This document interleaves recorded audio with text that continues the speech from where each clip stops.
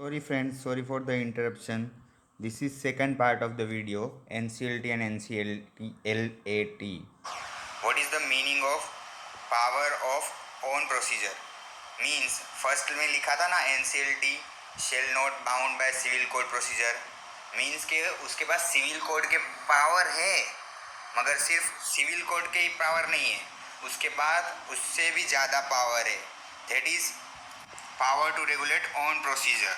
Civil code क्या power देता है? Summoning, receiving evidence affidavits, issuing commission, examination of witness, setting asides order, ex parte order pass करने का, ये सब पावर जो सिविल कोड प्रोसीजर देता है वो तो एनसीएलटी के पास है ही, मगर उसके अलावा उसके खुद के रेगुलेशन भी है या ऑन प्रोसीजर भी है. तो ये सेक्शन यही बोलना चाहता है.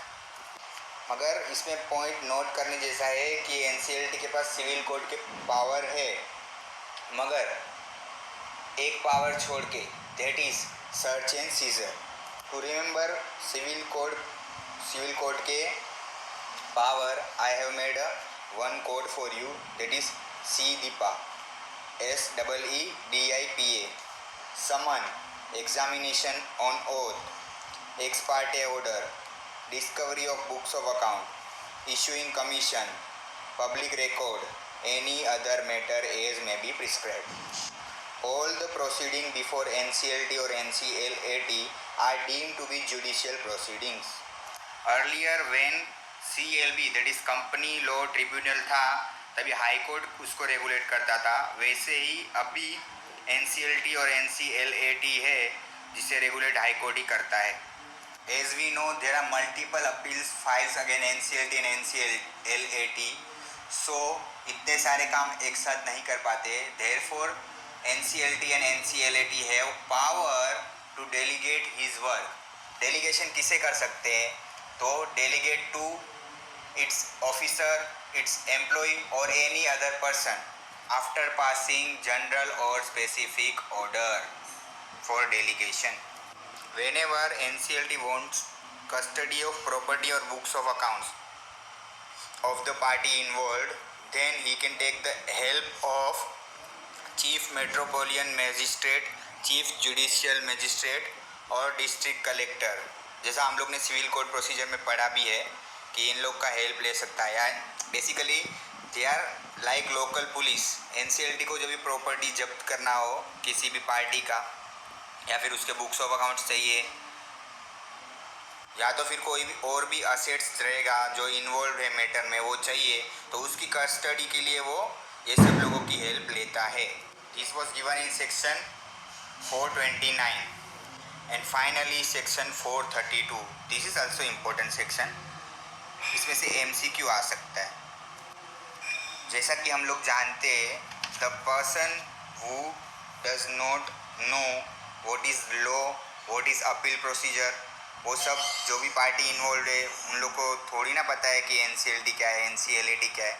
हाँ, अगर कोई पार्टी है जो जिसने लॉ के बारे में पढ़ा है या तो फिर कोई प्रोफेशनल कोर्स किया होगा तो पता है, मगर जनरली हम लोग यही समझते हैं कि जनरल पीपल से उन लोग को पता नहीं है कि लॉ क्या बोलता है और क्या कैसे फाइट करते हैं केस, वो सब. तो उसके लिए कंपनीज एक्ट ने एक राइट दिया है, the right to representation, that is right to a legal representation a party to any proceedings और अपील बिफोर द NCLT और NCLAT अपीयर हिमसेल्फ. मतलब वो खुद ही अपीयर कर सकता है, या तो ही कैन ऑथोराइज फॉलोइंग पार्टीज. तो किसे किसे ऑथोराइज कर सकता है? तो chartered accountant, company secretary, cost accountant, legal practitioner और any other person who know the law. So this was your chapter NCLT and NCLAT, that is National Company Law Tribunal and National Company Law Appellate Tribunal. So quickly revise. What is the authority? First level of authority is NCLT, then NCLAT and then finally Supreme Court. NCLT operates in a benches. Bench consisting, NCLT का bench में क्या क्या है? तो head रहेगा president या फिर judicial और टेक्निशियल मेंबर है, और जो प्रेसिडेंट है वो जुडिशल मेंबर ही होगा. वैसे ही NCLAT में देखते हैं तो हेड है वो चेयरपर्सन है और बाकी जुडिशल और टेक्निशियल मेंबर होते हैं. और जो चेयरपर्सन है वो जुडिशियल मेंबर ही होगा। इसका मतलब क्या हो गया, NCLT और NCLAT में जो हेड है वो हमेशा जुडिशियल मेंबर ही होगा। नॉर्मली जुडिशियल मेंबर मतलब क्या होता है, जिसको लॉ के बारे में जानकारी है, वो जुडिशियल मेंबर है। Every appeal to NCLT or NCLAT shall be disposed in a 3-month time from the date of appeal. However, the extension of 90 days will be given if the head or the president or the chairperson, after taking such reasons which is given by NCLT or NCLAT in writing, then extension of 90 days will be possible. Now we will go to the appeal procedure.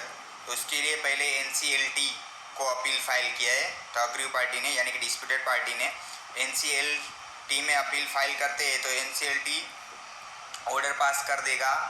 और अगर वो order pass करने में mistake है which is apparent from the record, तो या तो NCLT suo motu rectify करेगा या तो पार्टीज इन्वॉल्व है वो एप्लीकेशन करेगी और वो रेक्टिफाई करेगी।